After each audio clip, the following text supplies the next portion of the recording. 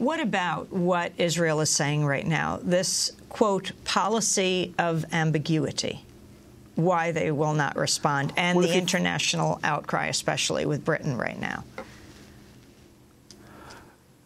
What you have to do is go back to January 20, the day this killing took place, and in the days afterwards, what you had was the typical Israeli response to a typical Israeli espionage success. It is neither confirmed nor denied, but authoritative commentators and spokespeople in the Israeli establishment are wheeled out to say, not that the Mossad did it, but wasn't it a good job? Wasn't it clever? Did you notice how brilliant it was? And the world is a better place because the victim of the attack is gone. Now, that little process took place in January before this thing started to backfire. And now that that it is backfiring, what you have is, oh, we have a policy of ambiguity. Now, the fact that they're offering a policy of ambiguity in the face of such an embarrassment is almost as good as confirmation, you would think.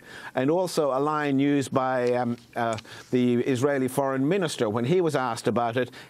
Rather than deny it outright, what he said was, there is no evidence that it was the Mossad. Now, that also is almost as good as confirmation. And if you hold the involvement of the Mossad up against the other conspiracy theories floating around, I would put Mossad in the slot as number one. And what about the British government's response to the use of its passports in this way, in a clear assassination in another country? This is a very serious issue. I mean, passports are sacrosanct documents issued by governments to protect their citizens while traveling and to facilitate their travel. A lot of British people, a lot of Irish people, a lot of Europeans travel regularly in the Middle East on business or as tourists. And the notion that you could become a suspected killer merely because you're carrying the passport of your own government is quite frightening. A Canadian diplomat who I interviewed at the time of the attempt on Khalid Mashal's life when the Israelis used Canadian passports, the way he put it to me was, look, this is so bad, it is so dangerous, because what can happen is a Canadian passport issued in the name of Fred Nurk is used in an operation like this in Jordan, and any Fred Nurk living in the city of Winnipeg could open his door to a knock and there'd be a gunman there who wants to kill him. And so this was Israeli citizens. And the names used were Israeli citizens who had their identity stolen.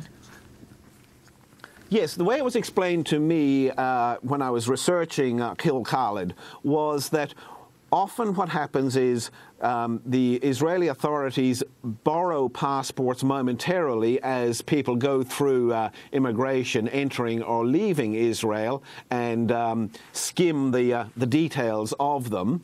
But another thing that happens is, given the number of Jews from other parts of the world, other countries who migrate to Israel, they have dual citizenship, they have American passports, they have Canadian, British passports, whatever.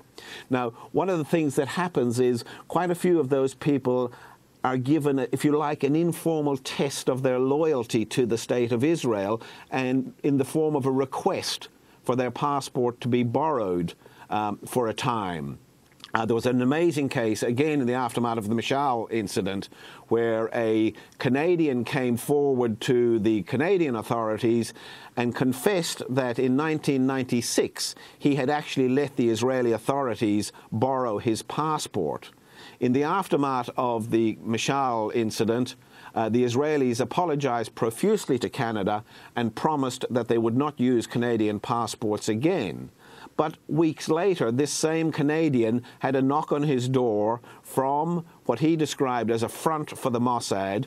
He was asked, could they borrow his new passport, and could they also fly his daughter to Ottawa to apply for a new passport and then fly her back to Israel, and could they borrow that passport too? The quote in the Jerusalem Post of Melvin Mildiner, who had moved to Israel 9 years ago. He said, "I have no idea how to clear my name." His was one of the names used.